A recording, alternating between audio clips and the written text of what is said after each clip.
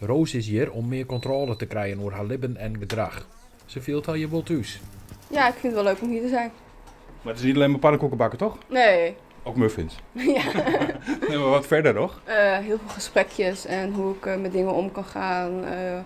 Hoe ik zorg dat ik minder boos word op mezelf en minder uitbarstingen krijg. En dat lukt ook? Ja, het gaat een stuk beter. In het expertisecentrum werk je ze met de Positive Mind methode.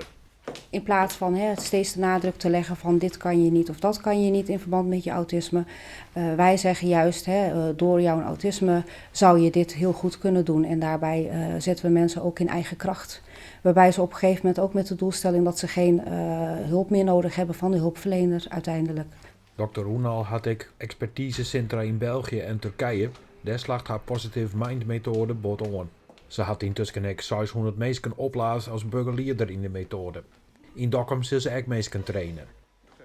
Mensen waarderen hun benadering om de persoon centraal te stellen. Binnen onze autisme-expertise bestaat het woord moeten ook niet.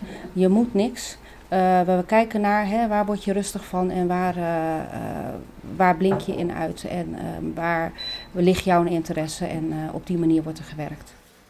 Wat heb je gemaakt? Ja, muffins. Muffins? Ja. Ken je dat goed? Ja. Eigenlijk wel. Ja? Ja. En in een klimaat dat je zelfs wezen kan en vrij binnen kun je ontwikkelen. En dat is in de hulpverlening ook wel eens oors. Ja, meestal heb ik geen zin in hulpverleners of zorgdingen, want meestal zitten ze allemaal alleen maar in hokjes en blokjes en daar heb ik geen zin in. En dit hier totaal niet. Dr. Ronald had nog het plan om in Dokkum wenningen van mensen met autisme te bouwen.